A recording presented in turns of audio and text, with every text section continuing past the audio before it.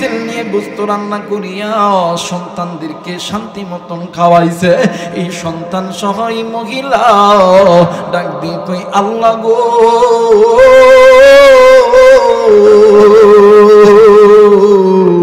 যে রাষ্ট্রের ভিতরে যে রাষ্ট্রনায়ক আমার সন্তানের ইচ্ছাটা পূরণ করলো তোমার হুকুমে আল্লাহ, তুমি এই রাষ্ট্রনায়ককে আল্লাহ তুমি ইসলামের জন্য দ্বীনের জন্য কবুল করে নাও।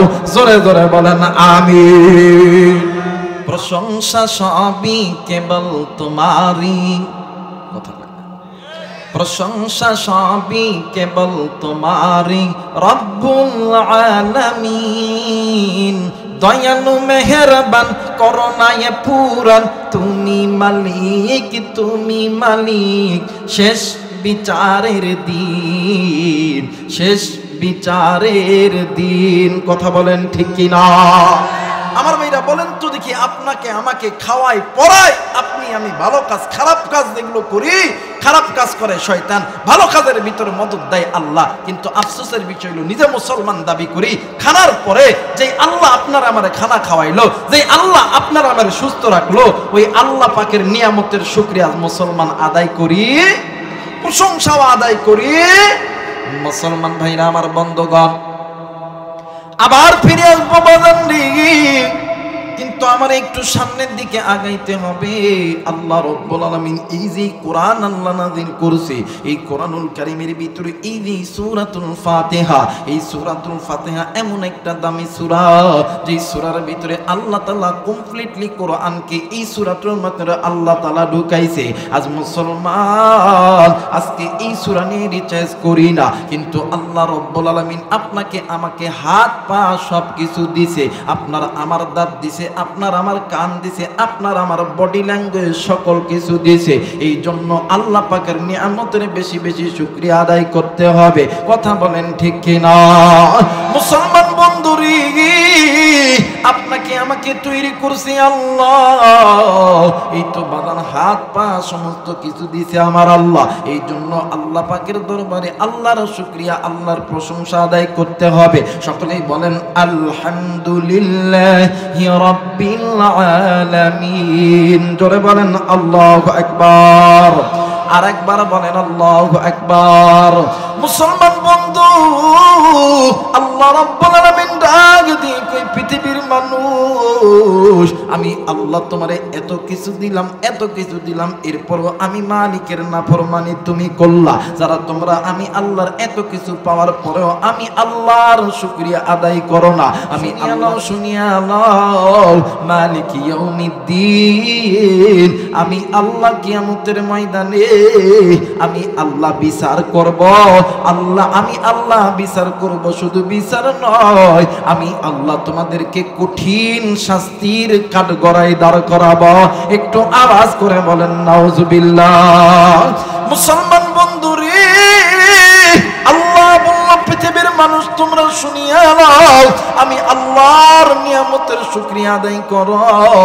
দ্বিতীয় নাম্বার, আমি রহমান আমি রহিম, এইটা তোমরা স্মরণ করো, বিশ্বাস করো। তৃতীয় নাম্বার হইল আমি আল্লাহর বুনিয়া, যেই বান্দা বান্দি তোমরা নিজেদের জিন্দেগির গুনাহ করতেছো, তোমরা বান্দা বান্দি শুনিয়া নাও, এই দুনিয়ার পরে আরেকটি দুনিয়া আছে, ওই দুনিয়া হইল হাসরের ময়দান। ওই হাসরের ময়দানে সবচেয়ে বড় বিচারক হইল কিন্তু আমার আল্লাহ। কথা বলেন ঠিক কিনা? আপনি আমি কত প্রকার বাটপার, কত প্রকার চিটার, কত ওয়াক্ত নামাজ কাজা করি, কত ওয়াক্ত নামাজ পড়ছে আল্লাহ জানে না? কথা বলেন জানে না? এই বাংলাদেশে কোরআনের বিরুদ্ধে যারা কথা বলছে, তোমরা হয়তো বা মনে করতেছি এটা দুনিয়ায় শেষ, কিন্তু না না, মালিক ইয়াউমিদ্দিন, বিচার দিনের মালিক আমার আল্লাহ, ওই দিন তোমাদের বিচার করবে। কথা বলেন ঠিক কিনা? মুসলমান ভাইরা আমার বন্ধুগণ, বিচার দিনের মালিক আমার আল্লাহ। এই জন্য মুসলমান, আপনি আমি চলবো ফিরবো, আপনি আমি উঠবো বসবো, আপনার আমার সমস্ত পথ হবে আল্লাহর পথের দিকে। আল্লাহ রাব্বুল আলামিন ডাক দিয়ে বললেন পৃথিবীর মানুষ শুনে নাও, আমি আল্লাহ বলে দিলাম, আমার আল্লাহ বলে না ওয়া আলাল্লাহি কাসদুস السبيل ومنها جائر ولو شاء لهداكم أجمعين আল্লাহ বললেন পৃথিবীর মানুষ আমি আল্লাহ রাব্বুল আলামিন বলে দিলাম আমি আল্লাহ তোমাদেরকে সৃষ্টি করেছি আমি আল্লাহর প্রশংসা আদায় করো দ্বিতীয় নাম্বার হইল তোমরা যে দুনিয়া যাওয়ার পরে আমি আল্লাহর প্রশংসা বাদ দিয়া তোমরা যে নিজেদের বাতানো পথের প্রতীক তোমরা হইতেছ বান্দা বান্দি শুনিয়া নাও তোমাদের ওই পথটা হইল গুনাহের পথ ওই পথটা হইল জাহান্নামের পথ আমি আল্লাহ বলে দিলাম তোমরা যদি ওই গুনাহের পথ থেকে আমি আল্লাহর জান্নাতের পথে আসতে চাও তাইলে বান্দা আমি আল্লাহর কোরআনটা মেনে নাও একটু আওয়াজ করে বলেন সুবহানাল্লাহ কিন্তু বাদানরে আজ আফসোসের বিষয় হইল আজকে মুসলমান মাঝে মধ্যে আল্লাহরে বিদ্যাঙ্গুলি দেখায় কিন্তু মুসলমান বন্ধুরি এই দুনিয়া থাকার জায়গা নয় কেউ এই দুনিয়ায় চিরদিন থাকবো না কিন্তু বাদান এই দুনিয়াতে মুসলমান আপনি আমি যতদিন জিন্দা থাকবো মুসলমান আল্লাহর নাফরমানি যদি করে বান্দা তুমি দুনিয়াতে আল্লাহর রহমত থেকে তুমি বঞ্চিত হবা আর তুমি যদি আল্লাহর নিয়ামতের শুকরিয়া আদায় করো তুমি যদি আল্লাহর রহমতের শুকরিয়া আদায় করো তুমি যদি মালিকের কৃপা আদায় করো আমার মালিক আমার আল্লাহ তোমারে কোনোদিন দিতে দ্বিধাবোধ করবে না একটু আওয়াজ করে বলেন সুবহানাল্লাহ মুসলমান বাবাইরা রে আমার আল্লাহর শুকরিয়া আদায় করলে কোনদিন আমার আল্লাহ বান্দার প্রতি নারাজ হয় না আল্লাহ ওই বান্দারে বেশি পছন্দ করে যেই বান্দা আল্লাহর নিয়ামতের যত শুকরিয়া আদায় করবে যেই বান্দা আল্লাহরে রহমান রহিম কয়া ডাকবে যেই বান্দা আল্লাহরে বিচারক হিসাবে মানবে আল্লাহ তাআলা ওই বান্দা বান্দির আল্লাহ তাআলা সম্মান আল্লাহ তাআলা বাড়ায় দেয় ইজ্জত সম্মান বাড়ায় দেয় আল্লাহ তাআলা মাল ধন সমস্ত কিছু বাড়ায়া দেয় আর এক করে তার টুকরা মুসলমান নাম শুনছেন পয়গম্বর মুসা কালিমুল্লাহ এই মুসা কালিমুল্লাহ আল্লাহর পয়গম্বর মুসা কালিমুল্লাহ একদিন তুর পাহাড়ে আল্লাহর সঙ্গে সাক্ষাৎ করার জন্য যাবে কিন্তু ইতিমধ্যে একজন বিশাল ধনট্ট ব্যক্তি এক মানে পয়গম্বর মুসা কালিমুল্লাহকে ডাক দিয়ে কই মুসা রে তুমি তো আল্লাহর দরবারে যাইতেছ বলো না আমি তোমারে আল্লাহর কাছে একটা প্রশ্নের উত্তর চাইব ডাক দিয়ে কই বাবা দি কি প্রশ্নের উত্তর বলো না ডাক দিয়ে কই পয়গম্বর মুসা তুমি একটু আল্লাহরে বলবা আল্লাহ আমারে এত সম্পদ দিয়েছে এই সম্পদগুলো কেমনে করে কমাবো এইবার মুসা কালিমুল্লাহ ডাক দিয়ে কই বাবা অবশ্যই আমি আমার আল্লাহকে বলবো মুসা পয়গম্বর আস্তে আস্তে আস্তে আস্তে যখন হাঁটি হাঁটি পা পা করে যাইতেছে একটা জঙ্গল পাড়ি দিতে হবে ঠিক জঙ্গলের মিডল পয়েন্টে একজন বৃদ্ধ মানুষ একজন আবাল বনিতা একজন বুড়ি মানুষ ভিক্ষুক মানুষ ডাক দিয়ে কই আল্লাহর পয়গম্বর মুসা তুমি তো আল্লাহর সঙ্গে সাক্ষাৎ করার জন্য যাইতেছো তুমি একটু আল্লাহরে বলো না আল্লাহ কি আমার এই সুদিন দিবে না আল্লাহ কি আমারে গরিব বানায় রাখবে মুসা কালিমুল্লাহ ডাক দিয়ে কই মা আমি অবশ্যই আমার আল্লাহকে বলবো এইবারে মুসা কালিমুল্লাহ আবার পথ চলা শুরু করেছে এইবার যখন তুর পাহাড়ে উঠবে এমন তো সময় একজন ব্যক্তি হাতও নাই পাও নাই এমন একজন ব্যক্তি ডাক দিয়ে কই মুসা কালিমুল্লাহ দাঁড়াও আমি তোমার একটা কথা জিজ্ঞেস করতে চাই ডাক দিয়ে কই ভাই রে কি কথা জিজ্ঞেস করবেন বলেন না ডাক দিয়ে কই বা আল্লাহর পয়গম্বর মুসা তুমি একটু আল্লাহরে বলবা আমার মালিক আমার আল্লাহ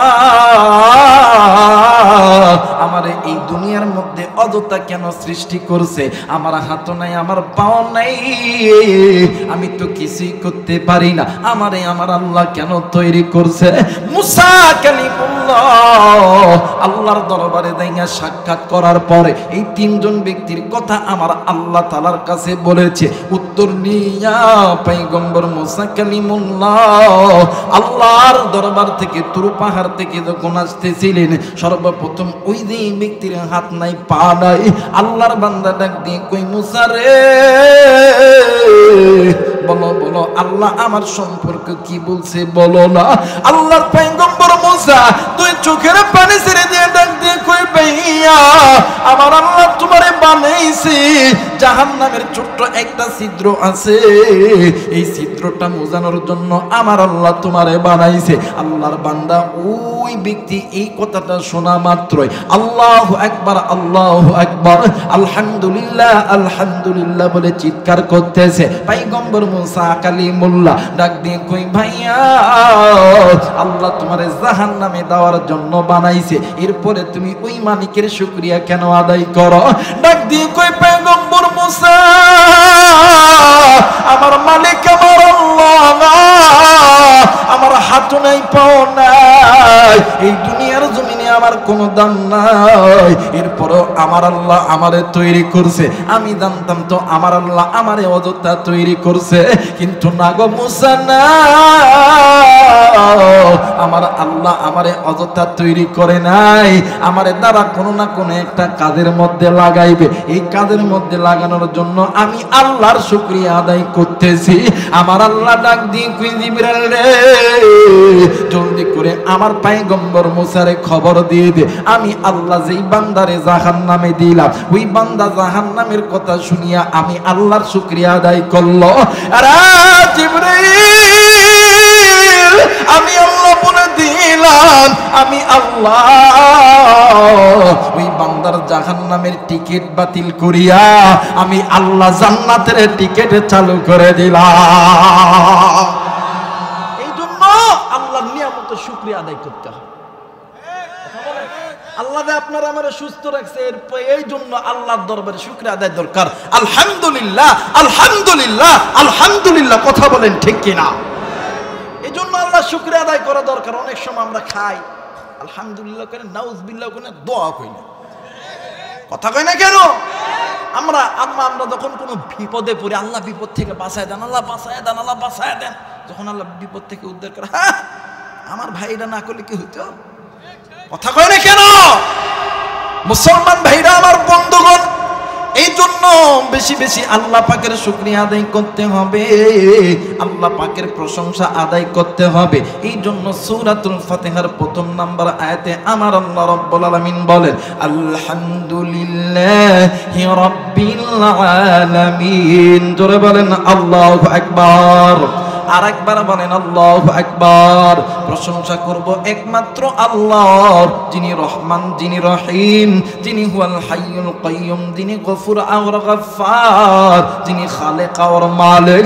এরা মুসলমান এইবারে আসেন আসেন আসেন গো, এইবারে বাদান ওই যে বনের ভিতরে ভিক্ষুক ব্যক্তি, ভিক্ষুক নারী, আবাল বনিতা ডাক দিয়ে কই পয়গম্বর আপনার কাছে বলতেছি আমার আল্লাহ উত্তর দিছে কি বলেন না? ডাক দিয়ে কই চাচি গো আল্লাহ বলেছেন আল্লাহর নিয়ামতের বেশি বেশি শুকরিয়া আদায় করো। একটু আওয়াজ করে বলেন সুবহানাল্লাহ। ওই বুড়ি ডাক দেখো হ্যাঁ আল্লাহ আমারে কি দিছে, এই বেড়ার ঘরের মধ্যে থাকি, বৃষ্টি শীত ঠান্ডা সবকিছু চলে যায়, আবার ওই আল্লাহ শুকরিয়া আদায় করতাম। হঠাৎ করে একটা বাতাস আইছে, সুবহানাল্লাহ বলবেন না? একটা বাতাস আইসা এই বুড়ির যে ঘর কুটো ছিল একবারে সমান করে দিছে। এখন পয়গম্বর মুসা ডাক দেখে চাচি কেমন লাগে, কথা কয় নাকি? আমরা যারা গরিব আছি আপনারা আল্লাহ গরিব করে বানাইছে, এর জন্য শুকরিয়া আদায় করেন। এই বলেন আপনারা ধনী মানে ধনী বানাইছে, এই জন্য আল্লাহ শুকরিয়া আদায় করেন। এই আপনার এমপি মন্ত্রী বানাইছে, এই জন্য শুকরিয়া আদায় করেন। কিন্তু আফসোসের বিষয় হইল আমরা গরিব ধনী বড়লোক এমপি মন্ত্রী আলেম উলামা আল্লাহ পাকের শুকর করি না বিদায় আজ আল্লাহর রহমত থেকে মুসলমান বঞ্চিত, কথা বলেন ঠিক কিনা? আজ মুসলমান আল্লাহর কাছে চায়, কথা কয় না কেন? অনেকে হুজুর আল্লাহ দেয় না, কথা কয় না কেন? আল্লাহ দেয় না। আরে চোর চিটার বাটপা তোর আল্লাহ দিব কে? আমি একটা সংক্ষিপ্ত একটা কথা বুঝাই। অনেক সময় ধরেন আজকের মাহফিলে যিনি সভাপতি, ইনার বাড়িতে কামলা লাগছে দুইজন, কয়জন? জোরে বলেন কয়জন? চুক্তি হয়েছে একদিনে 1 বিঘা জমির ধান উঠাইব। কয় বিঘা জমির?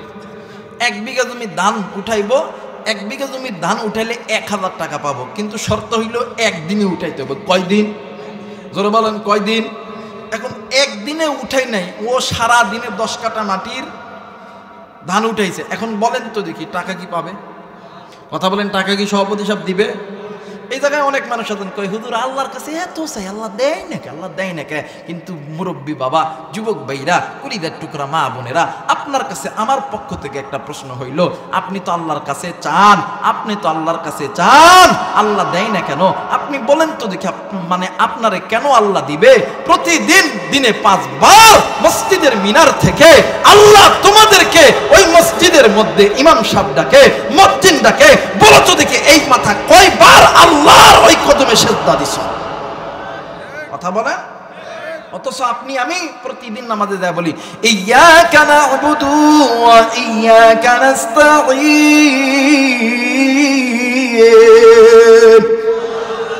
আল্লাহ আমরা তো আপনারই ইবাদত করি, আপনার কাছেই চাই, আল্লাহু আকবার আল্লাহু আকবার। কিন্তু মুসলমান আল্লাহর কাছে চাই ঠিক, কিন্তু আল্লাহর ইবাদত করতে পারি না।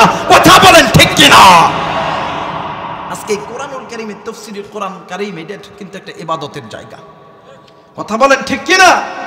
এই জায়গায় অনেক মানুষ আছেন, প্রশ্ন করতেছি, বলেন তো দেখি হাসরের ময়দান যেদিন কায়েম হবে, আমি আলেম, আর একজন আলেম, মুফতি, মুহাদ্দিস, army, BDR, police, RAB, MP, মন্ত্রী ইচ্ছা করলে কি আল্লাহর জান্নাতে যেতে পারবে? জোরে বলেন পারবে? আমাদের দেশের যিনি সাবেক প্রধানমন্ত্রী ছিলেন বেগম খালেদা জিয়া, হে পারবে? শেখ হাসিনা এটাও পারবে না? মনে হয় আমাদের উত্তরবঙ্গের এরশাদ চাচা পারবো, এটাও পারবো না? মনে হয় আমাদের পাশের দেশের নরেন্দ্র মোদী পাওয়ারফুল লোক, এটা পারবো? এটাও পারবো না? ডোনাল্ড ট্রাম্প কেউ পারবো না? সৌদি আরবের বাদশা এটাও পারবো না? যেহেতু স্বীকার করে নিলেন পারবো না, ইচ্ছা করলে আল্লাহর জান্নাতে যেমন যাওয়া যায় না, কোরআনের ময়দানে ইচ্ছা করে আসা যায় না, আল্লাহ যাদেরকে কবুল করছে তারাই আসতে পারে। আর হাদিসের ভাষায় এই দুনিয়ার ছোট্ট জান্নাতের বাগানের ওসিলায় আল্লাহ হাসরের ময়দানে বড় জান্নাত দান করবে। জোরে বলেন আমিন। আরেকবার বলেন আমিন। কিন্তু আফসোসের বিষয়, আজকে মুসলমান আল্লাহর কাছে শুধু চায়। আল্লাহর কাছে কি ভাই? চায়, কিন্তু আল্লাহর কাছে এই মাথাটা দিয়ে সিজদা দিই না।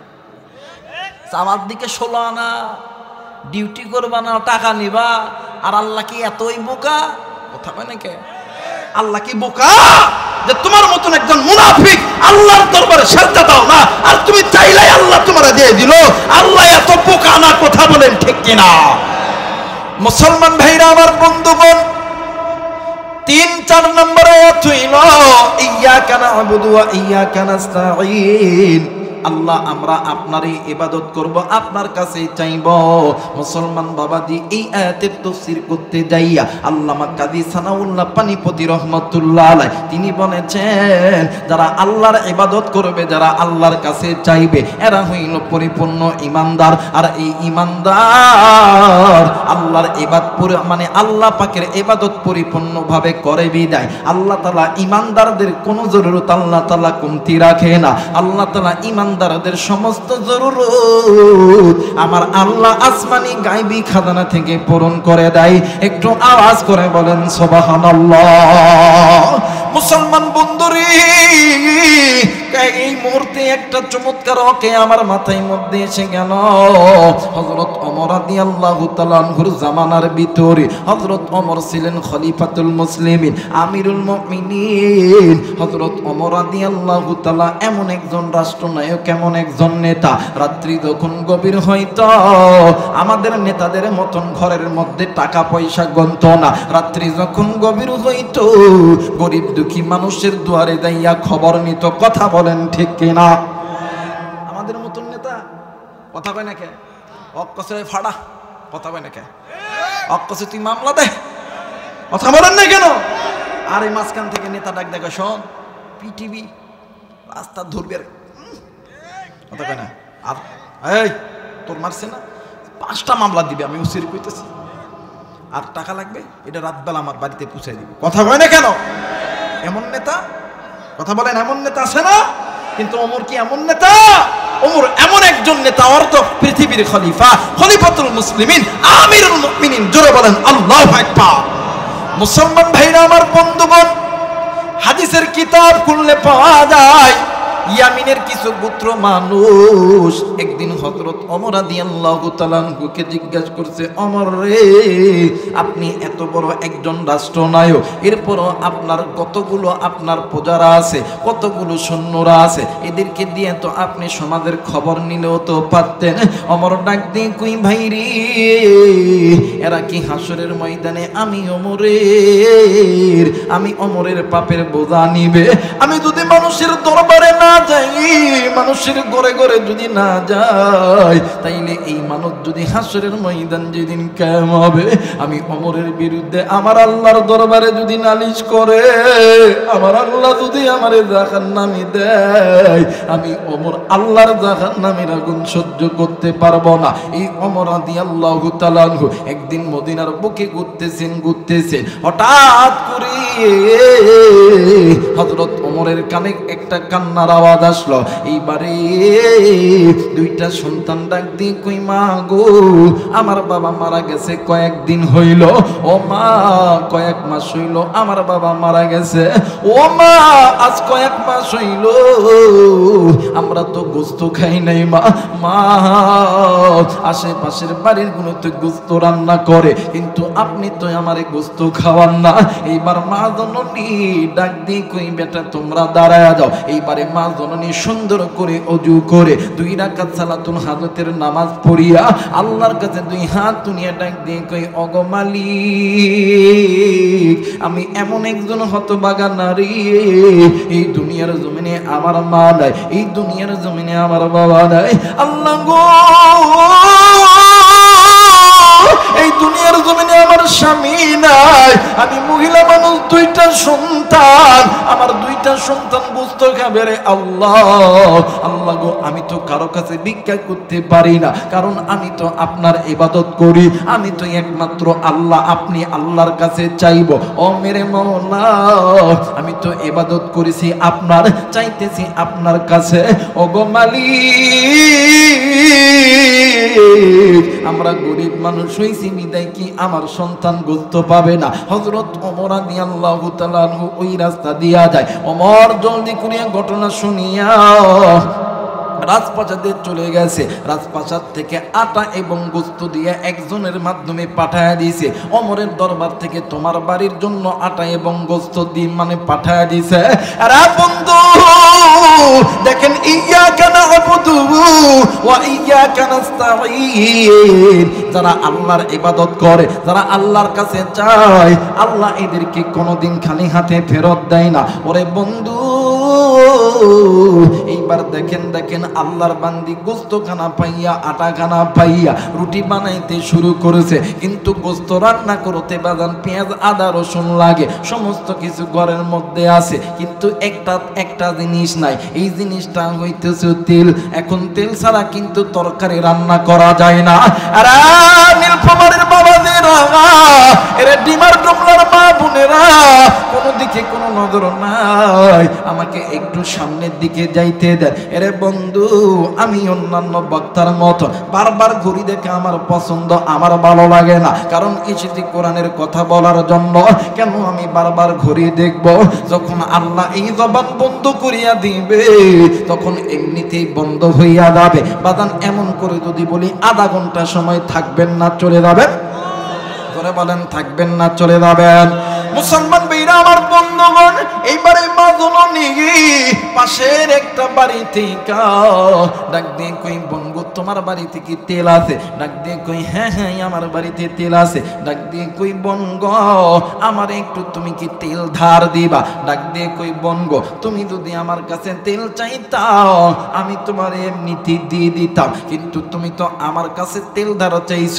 এখন ধারের নিয়ম হইল, বলো তুমি আমার কাছ থেকে জিনিস নিবা, তুমি আমার জিনিসটা কখন ফেরত দিবা?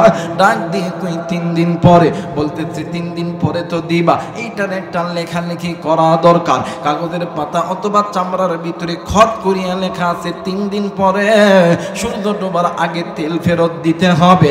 আল্লাহর বান্দি এই তেল নিয়ে গোস্ত রান্না করিয়া সন্তানদেরকে শান্তি মতন খাওয়াইছে। এই সন্তান সহ এই মহিলা ডাক দিয়ে কই, আল্লাহ গো,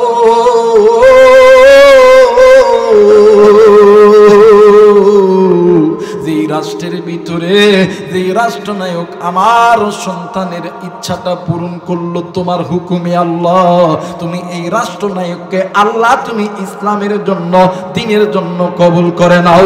জোরে জোরে বলেন আমিন। আর আমার বাংলাদেশে মানুষগুলি খালি বদদোয়া করে, নামে না কেন, কথা কয় না কেন? মানুষ সহ্য করতে পারে না, এই কারণে এমন পিঠা ফিরলো একবারে ওই পারে গেল, কথা কয় না কেন? আবার কয় আইতাম, কথা কয়, আবার কি কয় আইতাম, আমরা কয় আহ দূরে থাকবেন, কথা কয় না কেন? কিন্তু আমাদের একটা মেসেজ হইল, বুবু আইবা, বুবু আইবা গো, আইসা বুবু তুমি ক্ষমতা পাইবা না। থাক, আপনারা রাগ করতেছেন, রাগ না না না, বুঝতে পারছি রাগ করছেন আপনারা, না কইতাম না, কইতাম না, গুনাহ হবে, গুনাহ হবে। বুবু আইবা, বুবু আইবা গো, আইসা বুবু তুমি ক্ষমতা পাইবা না, কথা কয় না, কথা কয় না। কারণ এই দেশের মানুষকে নির্যাতন করতে করতে নির্যাতনের সীমা যখন লঙ্ঘন হয়ে গেছে, আমার আল্লাহ ছাড় দেয়, কিন্তু আল্লাহ ছেড়ে দেয়, জোরে বলেন ছেড়ে দেয় না। কিন্তু যখন সমস্ত মুসলমান যারা আল্লাহর উপর বিশ্বাসী, এরা যখন ময়দানে নেমেছে, আল্লাহ তাআলা মুসলমানদের জয় দিয়েছে।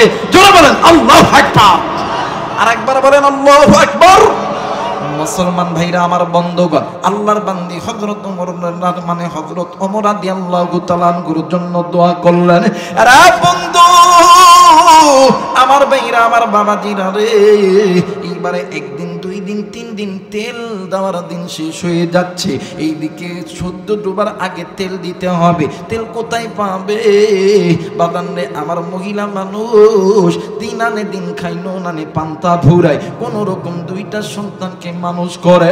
আরে বন্ধু যেই দিন তেল দেওয়ার দিন, ওই দিন আল্লাহর বান্দি আবারও 2 রাকাত সালাতুল হাজতের নামাজ পড়িয়া আল্লাহরে ডাক দিয়ে কই, আল্লাহ, মায়া কইয়া ডাক দেন না, বলেন না আল্লাহ, আর একবার ডাক দেন না, বলেন না আল্লাহ, ডাক দিয়ে কই আল্লাহ, ও মালিক আমি তো একজন মহিলা, আল্লাহ আমি তো ইবাদত করি, আপনার সাহায্য চাই গো আপনার কাছে, আল্লাহ গো আমি একজনের কাছ থেকে ধার করিয়া তেল কিনছি রে আল্লাহ, এই তেল যদি তার কাছে ফেরত না দিতে পারি তাইলে তো আমি মুনাফিক হয়ে যাব, আমি না ফরমান হয়ে যাব, আমি তো ওয়াদা বরখেলাপকারী হয়ে যাব। না গো আল্লাহ না, আমি যদি ইমানদার হইয়া থাকি, ইমানদারদের পক্ষে আপনি আল্লাহ থাকেন, কারণ ওয়ালা তাহিনু ওয়ালা তাহজানু ওয়া আনতুমুল আ'লাউনা ইন কুনতুম মুমিনিন, যদি মুমিন হও ভয় নাই চিন্তা নাই, বিজয়ের মালা পরায়া দিবেন কে? জোরে বলেন কি? মুসলমান বন্ধুরে, এই বাংলার জমিনে এমন একজন সূর্য সন্তান ছিলেন, নাম তার আপনারাও জানেন, আমিও জানি, নামটা বললে টনকটা নড়ে উঠবে, কোরআনের পাখি আল্লামা সাইদি সাহেব রহমাতুল্লাহ আলাইহি। বাজান রে, এই কোরআন মানার কারণে কিন্তু আল্লাহ তাআলা ইজ্জত বাড়াইছে না কমাইছে? জোরে বলেন বাড়াইছে না কমাইছে? কেমন ইজ্জত বাড়াইছে দেখেন, দেখেন বন্ধু, আল্লামা সাইদি সাহেব রহমাতুল্লাহ আলাইহি এই কোরআন মানার কারণে আল্লাহ ইজ্জত বাড়ায় দিয়েছে রে বন্ধু। বাজান রে, আজ থেকে 1.5 মাস আগের ঘটনা, দক্ষিণবঙ্গে বয়ানে গেছি, একজন পুলিশের বাড়িতে আমারে থাকতে দিয়েছে, আল্লাহর বান্দা পুলিশ কর্মচারী আমারে ডাক দিয়ে কই, হুজুর এই বাংলার জমিনে আমি আল্লামা আহমদ শফিকে দেখছি, আমি জুনায়েদ বাবনগরের দিকে দেখছি, আমি নূর হোসেন কাসেমীকে দেখছি, হুজুর আল্লাহর বান্দারা নিঃসন্দেহে বড় একজন আলেম, বড় একজন গোলাম, বড় একজন আল্লাহর ওলি, এইটা আমার অন্তর সাক্ষী দেয়। কিন্তু হুজুর আমি আমার নিজ চোখে আমি একজন আল্লাহর ওলিরে দেখছি, আমি বলতে কে সেই আল্লাহর ওলি বলেন না? আল্লাহর বান্দা 2 চোখের পানি ছেড়ে দিয়া কান্না করে ডাক দিয়ে কই, হুজুর গো ওই ব্যক্তি এমন একজন ব্যক্তি, কিন্তু এই দেশের মানুষ এই রত্ন হারায় ফেলছে, এই দেশের কিছু কুলাঙ্গার সন্তানগুলি আল্লাহর বান্দারে মিথ্যা মামলা দিয়ে কারাগারে রাখছে, আল্লাহর বান্দারে তারা মিথ্যা মামলা দিয়ে কারাগারে রাখা তাকে বিষ প্রয়োগ করে মেরেছে। আল্লাহর বান্দার নাম আল্লামা সাইদি সাহেব হুজুর রাহমাতুল্লাহ আলাইহি। আমি বললাম ভাইয়া সাইদি সাহেব যে আল্লাহর ওলি আপনি কেমন কইরা জানলেন বলেন না। ডাক দিয়ে কই হুজুর আমার এই যে সন্তান দেখতেছে এই একটাই মাত্র সন্তান আমারে আল্লাহ দান করছে। এই সন্তান হওয়ার পর থেকে অসুস্থ, এই সন্তান হওয়ার পর থেকে অসুস্থ। এই বাংলাদেশের এমন কোনো ডাক্তার নাই, এমন কোনো বড় বড় হসপিটাল নাই, এমন কোনো এফসিপিএস এমবিবিএস ডাক্তার আমি রাখি নাই, আমার এই সন্তানকে দেখাই নাই। বাংলাদেশের কোনো ডাক্তার রোগ ধরতে পারে নাই। বিদেশের মাটিতে গেছি, বিদেশের ডাক্তাররা বলছে রোগ তো কোনো কিছু নাই, কিন্তু হইলে ক্যান্সার হইতে পারে। ক্যান্সারের থেরাপি পর্যন্ত দেওয়া হয়েছে। দেশে আনার পর দিন যতই যায় আমার সন্তান কেমন জানি শুকিয়া দেয়।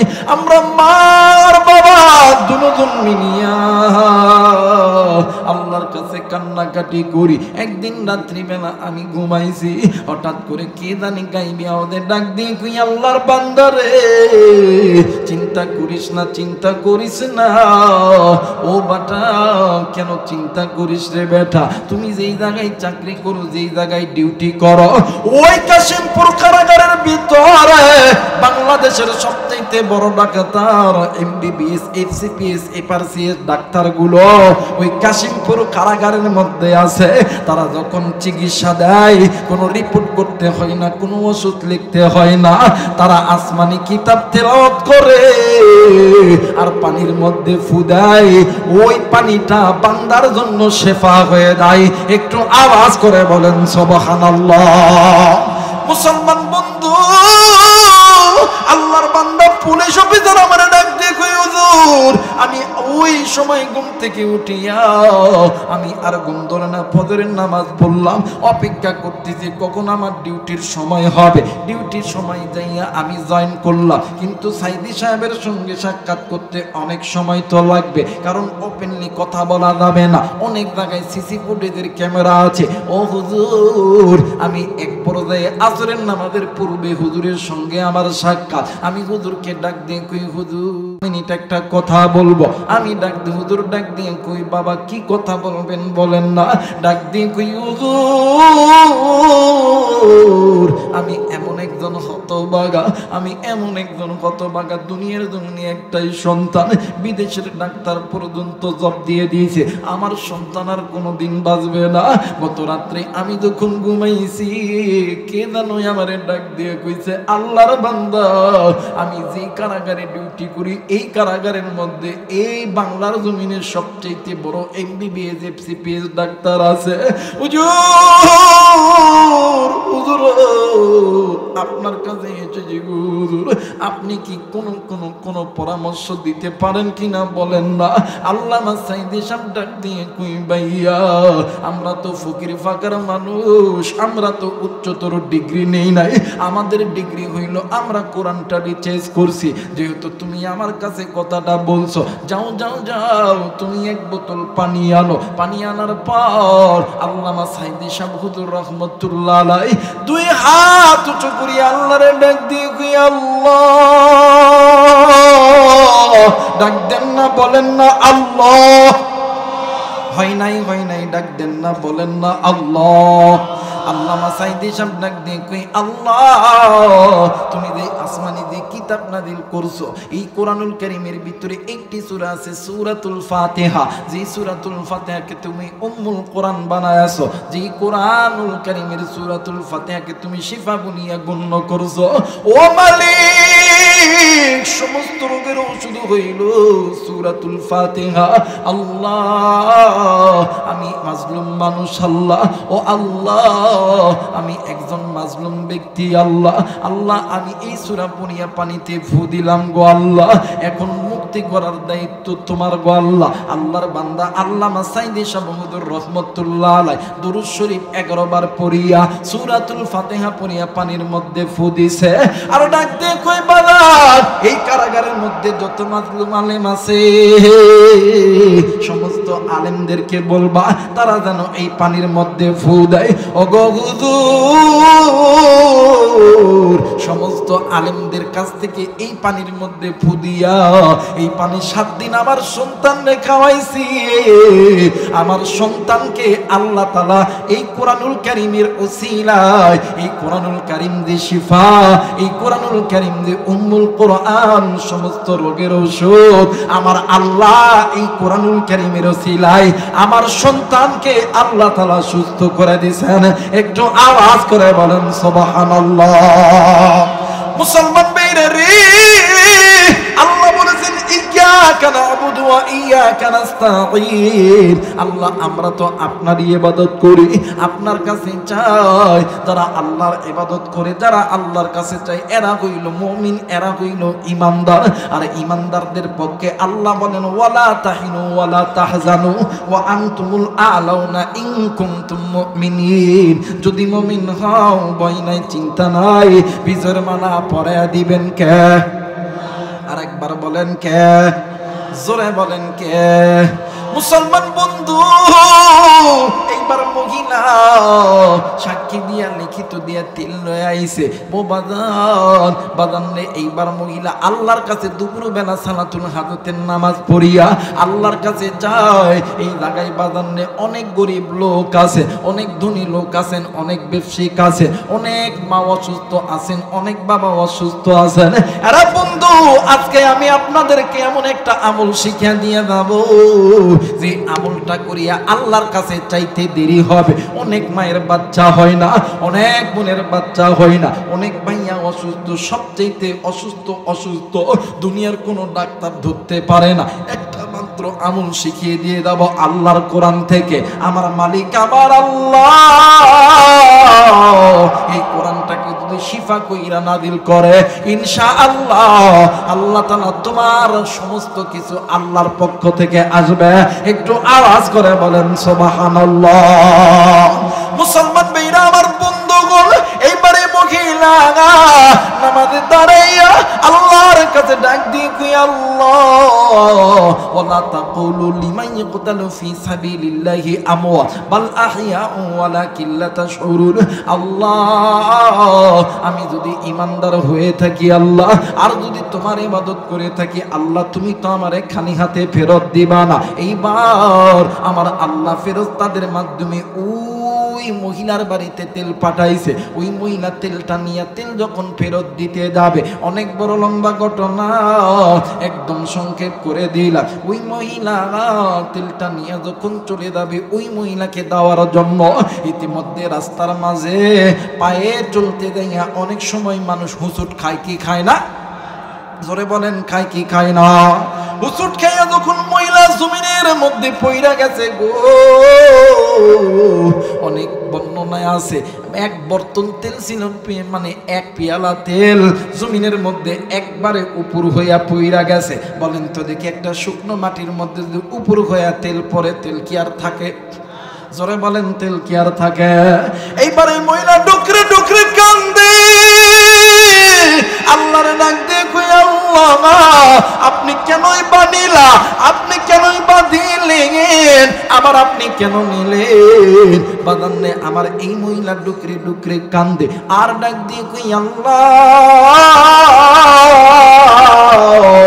আমার মন সাক্ষী দেয় গো আল্লাহ, আমি যদি ঈমানদার হয়ে থাকি রে আল্লাহ, ঈমানদারের ধন সম্পদ, ঈমানদারদের জানমাল, ঈমানদারদের জীবন কোনোদিন শেষ হয় না, এরা হইতেছে চির অমর। ওগো মালিক আপনি যদি আমি যদি আপনার ইবাদত করে থাকি, সাহায্য কিন্তু আপনার কাছে থেকে পাইব। এইবারে মহিলা ওই জায়গার ভিতরে একটা চিহ্ন দিয়া চলে গেছেন অমরের দরবারে। অমরের দরবারে দিয়া সমস্ত ঘটনা খুলে বলছে। অমর ডাক দিয়ে কই মাগো চিন্তা কইরেন না, আমি আপনাকে তেল দিব। মহিলা ডাক দিয়ে কই অমর রে, আমি অত বড় ফকির না, আমি তেল নিতে আসি নাই, আমি বিচার দিতে আসি। একটু আওয়াজ করে বলেন সুবহানাল্লাহ। ডাক দেখো, আমি তেল নিতে আসি, মানে আমি তেল নিতে আসি না, আমি বিচার দিতে আইছি। কথা কয় না কেন? কারণ আমি দেখতে চাই, আল্লাহ বলেন ওয়ালা তাকুলু লিমান ইয়াকতালু ফি সাবিলিল্লাহি আমওয়াত বাল আহইয়াউ ওয়ালাকিন লা তাশউরুন। আল্লাহ বলেছেন ঈমানদারদের জান মাল অর্থ সম্পদ কোনোদিন মর না, চির অমর। আমি আল্লাহর কাছে দেখতে চাই আল্লাহ আমার এই সম্পদ দেয় কি দেয় না। আল্লাহর কথা যদি সত্য হয় তাহলে আমার সম্পদ আমার কাছে ফেরত আসবে। কথা বলেন না কেন আমার ভাইরা, আমার বন্ধুগণ? এইবারে হযরত ওমর ডাক দিয়ে কই মাগো তাইলে চলেন আপনি রাই। এইবারে হযরত ওমরকে যায় যে জায়গাটা দেখাইছে, হযরত ওমর রাদিয়াল্লাহু তাআলা আনহু ডাক দিয়ে কই আল্লাহ আপনার কাছে বলতেছি রে মালিক, ও আল্লাহ আপনার কাছে বলতেছি রে আল্লাহ, এই মহিলাকে তেল দিতে চাইছি তেল নিবে না।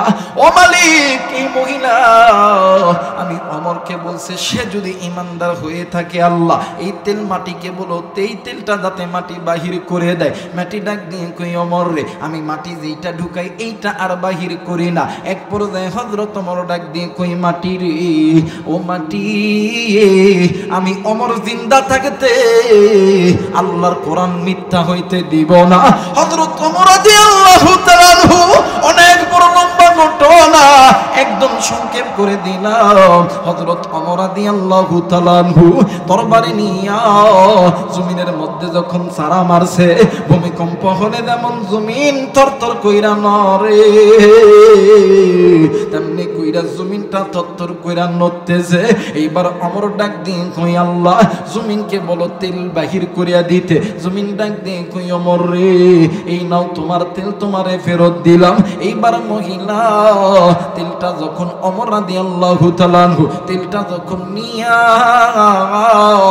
হযরত ওমর যখন ওই মহিলারে দিছে, মহিলা ডাক দিয়ে কই ওমর রে আমি তো এতগুলো তেল আমার হাত থেকে পড়ে নাই, যতটুকু তেল আমার হাত থেকে পড়েছে আমি এতটুকু তেলই আমি নিব, আমি বাড়তি তেল নিব না।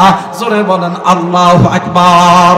মুসলমান বন্ধুরে এই মহিলা যে তেল পড়ছে ওর চাইতে বেশি তেল মাটির উপর থেকে উঠেছে, মাটির নিচ থেকে উঠেছে। মহিলা ডাক দিয়ে কই ওমর আমার যতটুক গেছে এতটুকু দরকার, আমি বেশিটুক নিব না। কারণ আমার আল্লাহ বলেন ইয়া আইয়ুহাল্লাযীনা আমানুত্তাকুল্লাহ, আমি আল্লাহকে ভয় করার মতন ভয় করো যেমনটা ভয় করা উচিত। এই জায়গায় অনেক যুবকই যে চলে, অনেক বাবা এসেছে, অনেক মা এসেছেন, অনেক কলিজার টুকরা মুরব্বী এসেছেন।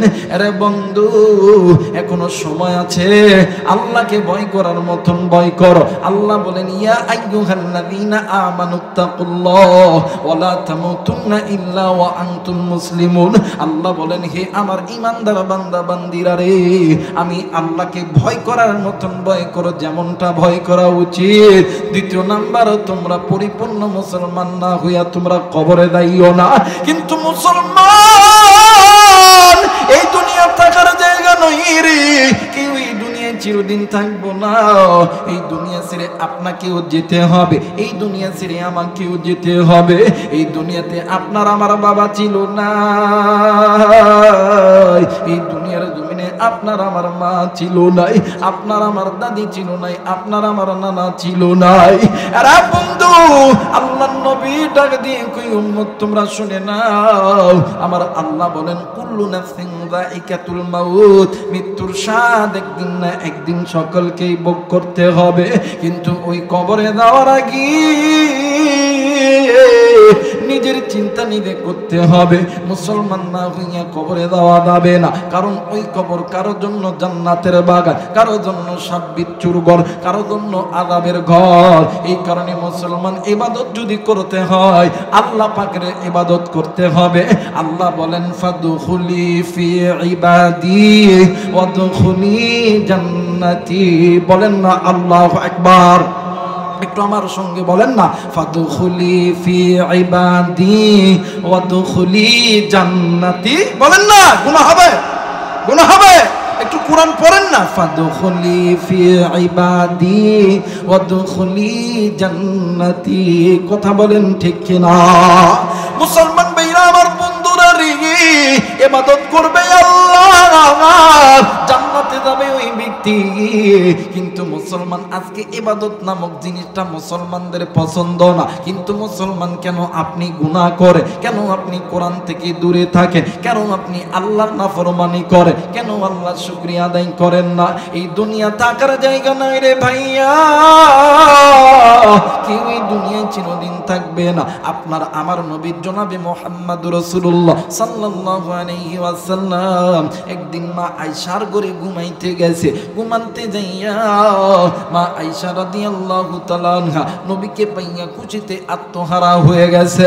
আল্লাহর নবীর জন্য মা আয়েশা রাদিয়াল্লাহু তাআলা আনহা নিজের এই উরাতটা বালিশ বানায় দিয়েছে। আল্লাহর নবী আয়েশার উরাতের উপর যখন ঘুমাইছে, মা আয়েশা রাদিয়াল্লাহু তাআলা আনহা হাতের 10টি আঙ্গুল আল্লাহর নবীর খেদমতে লাগায় দিয়েছে।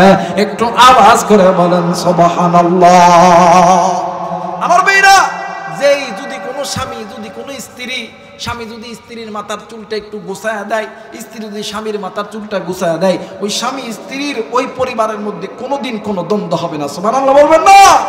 মুসলমান ভাইরা আমার বন্ধুগণ, এইবারে আল্লাহর নবী যখন আল্লাহর নবী কিছুক্ষণ সময়ের পরে আমার নবী ডাক দিয়ে কই আয়েশা রে, আমি নবী তোমার কাছে একটা জিনিস চাইব, দিবানি? ডাক দিয়ে কই নবী কি জিনিস চাইবেন বলেন না? ডাক দিয়ে কই আয়েশা রে,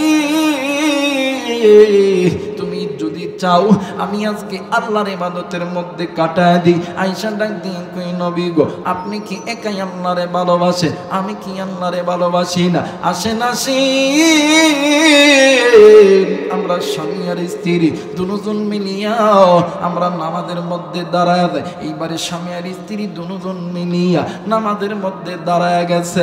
আর বন্ধু মা আয়েশা নামাজ পড়তে পড়তে ঘুমায় গেছে। আল্লাহর নবী নামাজরত অবস্থায় আল্লাহর কোরআন পড়ে আমার নবী ডুকরে ডুকরে কান্দে, কানতে কানতে কানতে কানতে হাদিস বর্ণনা করলে পাওয়া যায়, কানতে কানতে আল্লাহর নবীর চোখের পানিতে দাড়ি মোবারক খানা ভিজিয়া গেছে। শুধু তাই নয় রে বাজার, আল্লাহর নবী যে জায়গায় নামাজ আদায় করছে ওই নামাজের জায়গা পর্যন্ত ভিজিয়া গেছে। আগের দিনে মদিনার মসজিদ হযরত বেলাল রাদিয়াল্লাহু তাআলা আযান দিয়ে মসজিদে আইতো, নবীর কামরায় যাইয়া নবীর লইতো, এরপর নবী মসজিদে যাইতো। কিন্তু ওই দিন হযরত বেলাল রাদিয়াল্লাহু তাআলা নবীর কামরায় যাইয়া দেখে আল্লাহর নবী নামাজের মুসল্লায় নবীজি বসে আছে, আর মায়ের নবী ডুকরে ডুকরে কান্দে। হযরত বেলাল রাদিয়াল্লাহু তাআলা নজর কইরা দেখে আল্লাহর নবী যেই নামাজের মুসল্লায় মানে বসে আছে, নামাজের মুসল্লা পর্যন্ত পানিতে ভিজে গেছে। আল্লাহর নবী ডুকরে ডুকরে কান্দে। বেলাল ডাক দিয়ে কই, হুজুর ইয়া রাসূলুল্লাহ, ইয়া হাবিবাল্লাহ, নবী গো আপনি কেন কান্দেন গো নবীজি? আল্লাহর নবী ডাক দিয়ে কই, বেলাল আমি নবী কান্দি জাহান্নামের ভয়ে। বেলাল ডাক দিয়ে কই, নবী গো আপনি নবী নিজের মুখে বলছেন আল্লাহ আপনার সামনের গুনাহ মাফ করছে, আল্লাহ আপনার পিছনের গুনাহ মাফ করছে, এরপরে আপনি কেন জাহান্নামের ভয়ে কান্দেন?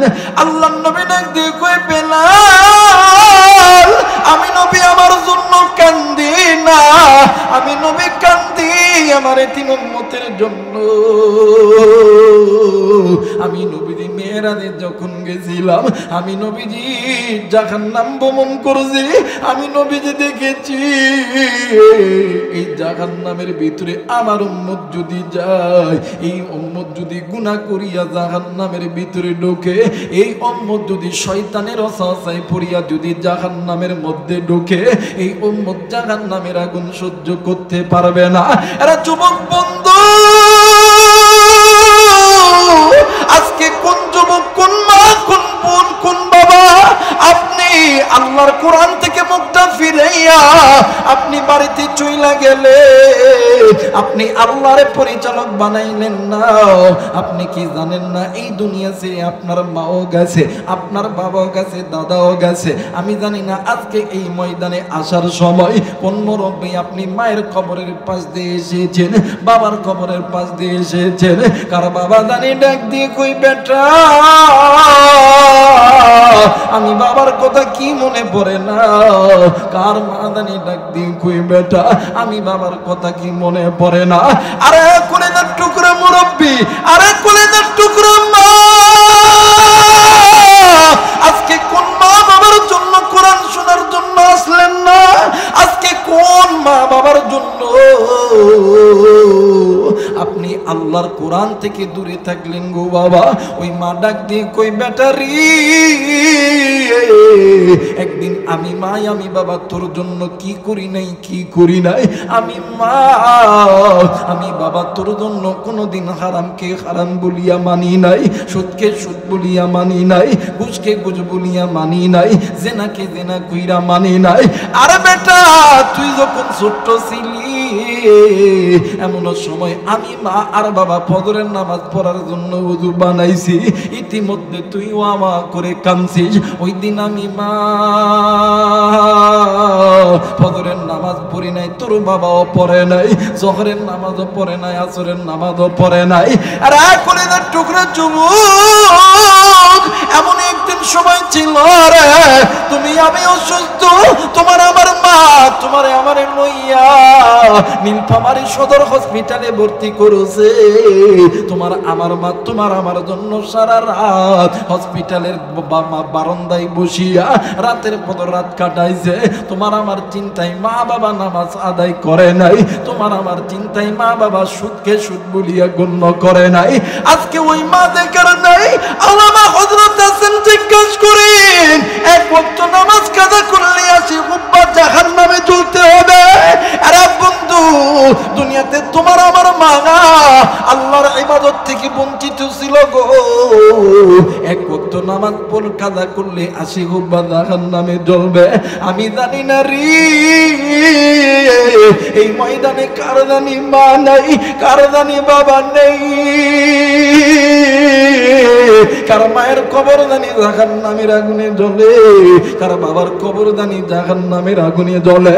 তুমি আমি সন্তান হইয়া ওই মায়ের জন্য কোন কোন নেককার সন্তান আমি মুসাফিরের সঙ্গে দোয়া কইরা বাড়িতে যাবা, দুই হাত উঁচু করে আল্লাহরে দেখাও।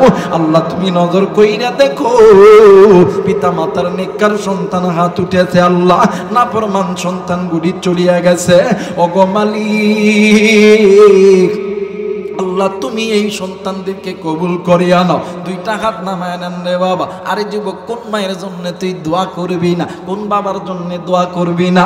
এই দুনিয়ার জমিনে বন্ধু বলো বান্ধবী বলো, তুমি যত ভাই বলো আত্মীয় স্বজন যত যা বলো রে, সবাই তোমারে আমারে ভালোবাসে স্বার্থের লোভে। স্বার্থ ছাড়া দুইজন ব্যক্তি ভালোবাসে, একজন হইল মা আর একজন হইল বাবা।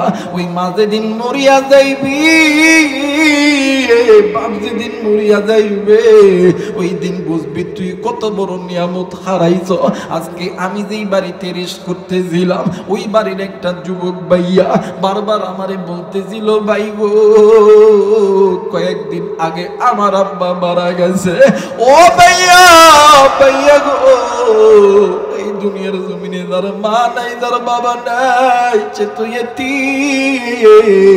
মা যার নাই রে, মা যার নাই রে, এর মতন দুঃখী, এর মতন অসহায় কেউ নাই রে বাবা। দাঁত থাকতে দাঁতের মর্ম বোঝো, ওই দাঁত যেদিন পড়িয়া যাবে তুমি আমি দাঁতের মর্ম কিন্তু বুঝতে পারবো না রে বাবা। মুসলমান ভাইরা আমার বন্ধুগণ, মা বাবা সন্তানের জন্য কত নিয়ামত। আমি আমার কথাই বলতেছি রে ভাইয়া, আগামী ডিসেম্বরের 2 তারিখ আল্লাহ আমারে একটা ছেলে সন্তান দান করছে। ও বাজান, 2 থেকে আজকে 7টা তারিখ হইল। আমি আমার নিজের সন্তানকে, আমরা স্বামী আর স্ত্রী, আমরা আমাদের সন্তানকে কোলে নিতে পারি নাই। আমাদের সন্তানটা আইসিইউর মধ্যে ভর্তি আছে। মাঝে মধ্যে আমার স্ত্রী আমারে ডাক দিয়ে কই, স্বামী গো বুকটা কেমন জানি খারাপ খারাপ লাগে। আজ কয়েকটা দিন হইল আমাদের সন্তানকে আমরা কোলে নিতে পারি নাই। আরে বন্ধু, বাবা হওয়ার পরে বুঝতেছি সন্তানের কত কষ্ট, সন্তানের বেদনা, এটা মা আর বাবা বোঝে। কিন্তু ওই সন্তান বড় হওয়ার পরে ওই মা বাবারে তুমি বলিয়া দাও, বলো না রে সন্তান, ওই মায়ের ভালো ভালোবাস, ওই মায়ের মোহাব্বত কর। ওই মা জিন্দা থাকতে মা বাবার কাছে দোয়া নে, মা বাবার কাছে দোয়া নে, মা বাবার কাছে ভালো দোয়া নে, আল্লাহ তোরে কবুল বানায় দিবে। এইরকম জনম দুঃখিনী মা তার দুনিয়াতে নেই, বাপজার দুনিয়াতে নাই। দোয়া কইরা কোরআন পইরা বাড়িতে যাব ইনশাআল্লাহ। জোরে বলেন ইনশাআল্লাহ। ওই মা বাবার জন্য দোয়া করতে কে কে রাজি আছেন? দুই হাত উঁচু করে আল্লাহরে দেখা। নারায়ে তাকবীর, নারায়ে তাকবীর।